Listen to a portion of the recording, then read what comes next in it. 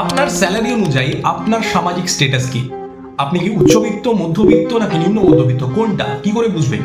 2025 সালের অর্থনৈতিক রিপোর্ট অনুযায়ী আমাদের দেশে যারা 10,000 টাকা থেকে 25,000 টাকা পর্যন্ত মাসিক আয় করছে তারা কিন্তু দারিদ্র সীমার মধ্যে আছে এবং নিম্নবিত্ত। 10,000 টাকার নিচে যারা ইনকাম করছে প্রতি মাসে তারা বিলো প্রভার্টি লেভেল, বিপিএল ধরে নিন।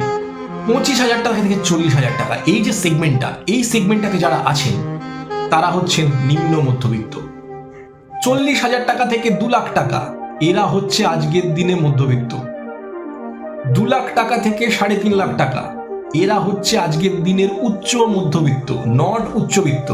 এবং যারা 5 লাখ টাকার উপরে ইনকাম করছেন তারাই একমাত্র আজকের দিনে উচ্চবিত্ত, রিচ। এবং 10 লাখ টাকার উপরে যারা ইনকাম করছেন প্রতি মাসে তারা আল্ট্রা রিচ, মানে বছরে 1 কোটি টাকার উপর যাদের ইনকাম।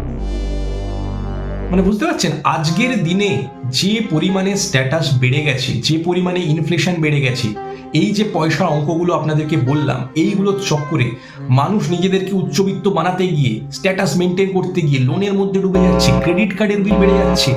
এইভাবে কিন্তু আমরা নিজেদেরকে ধীরে ধীরে ধ্বংসের দিকে নিয়ে যাচ্ছি। নিজের স্কিল বাড়ান, স্কিল ডেভেলপমেন্ট করুন, উচ্চবিত্তর দিকে বাড়ার চেষ্টা করুন ইনকামের মাধ্যমে, নাকি লোনের মাধ্যমে। ধন্যবাদ।